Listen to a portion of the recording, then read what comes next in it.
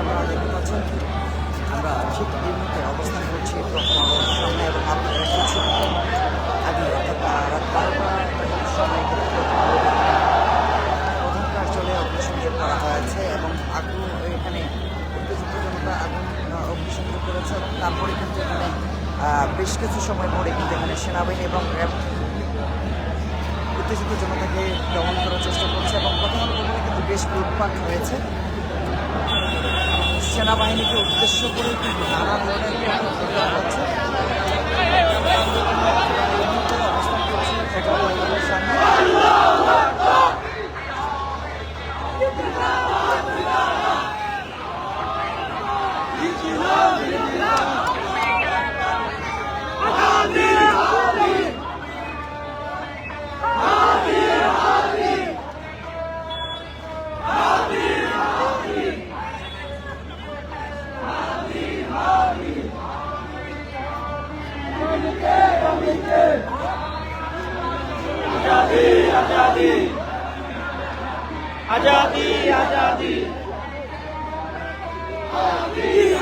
ভাইজান একটু কথা বলা যাবে? আচ্ছা আচ্ছা, এই বিভিন্ন গণমাধ্যম আছে, তার মধ্যে স্পেসিফিক ভাবে প্রথম আলো এবং ডেইলি স্টারে আগুন দেওয়া হলো, কারণ কি?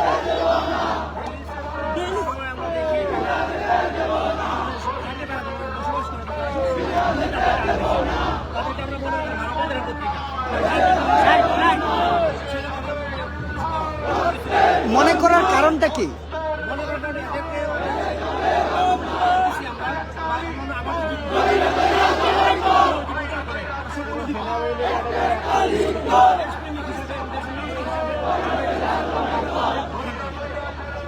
আচ্ছা, আরেকটা বিষয় সেটা হচ্ছে মানে কিভাবে আপনারা এটা বিপদ মনে করেন, কিভাবে মনে করছেন যে তারা ভুল করছে, ভারতের করছে, স্বেচ্ছাসেবী করছে?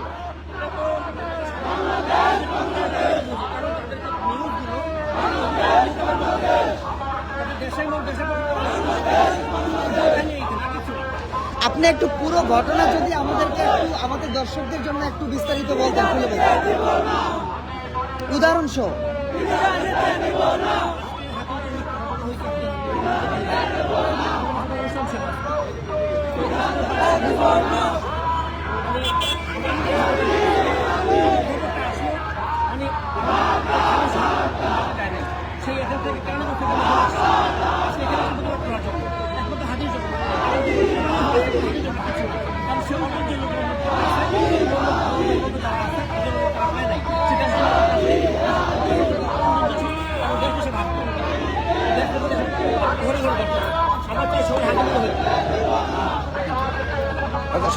যেমনটি শুনলেন ইতিমধ্যে আমরা আরো কয়েকজনের সঙ্গে কথা বলার চেষ্টা ভাইজান একটু শুনবো যে স্পেসিফিক ভাবে প্রথম আলো এবং ডেইলি স্টারে আগুন দেওয়া হলো, কারণটা কি?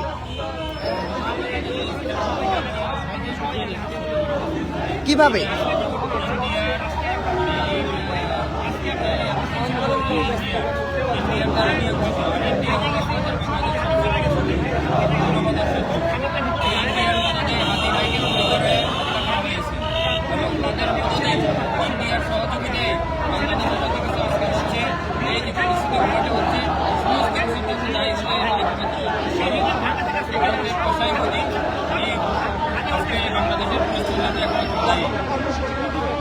আচ্ছা, এই যে আজকে হচ্ছে প্রথম আলো ভবনে আগুন দেওয়া হয়েছে, পাশে তো আরো অনেক বিল্ডিং আছে, সেগুলোতে তো আগুন লাগতে পারত, এই বিষয়ে কি বলবেন?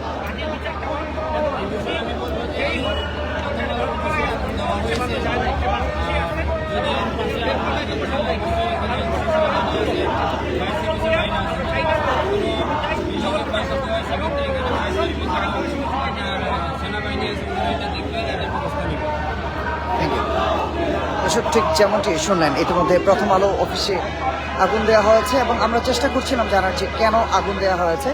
তবে এখন পর্যন্ত আমরা আসলে এখনো কারো কাছ থেকে তেমন কোনো সদুত্তর পাইনি। আসলে কারণ কি, তারা মনে করছেন, যে কয়েকজনের বক্তব্য নেওয়া হয়েছে তারা মনে করছেন যে প্রথম আলো এবং ডেইলি স্টার এই দুই প্রতিষ্ঠান শুধুমাত্র প্রথম আলো এবং ডেইলি স্টার এই দুই প্রতিষ্ঠান ভারতের স্বেচ্ছাচারিতা করে, ভারতের দালালি করে বলেই কিন্তু তাদের বক্তব্য। তবে এখন পর্যন্ত কিন্তু আমরা এখানে ফায়ার সার্ভিসকে দেখতে পাইনি।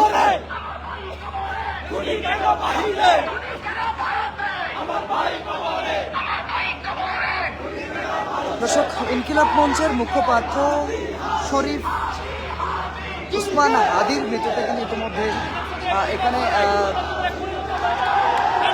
আজকে কিন্তু শাহবাগ কারণ বাজার সহ বিভিন্ন এলাকায় আমরা বিভিন্ন ধরনের বিক্ষোভ লক্ষ্য করেছি।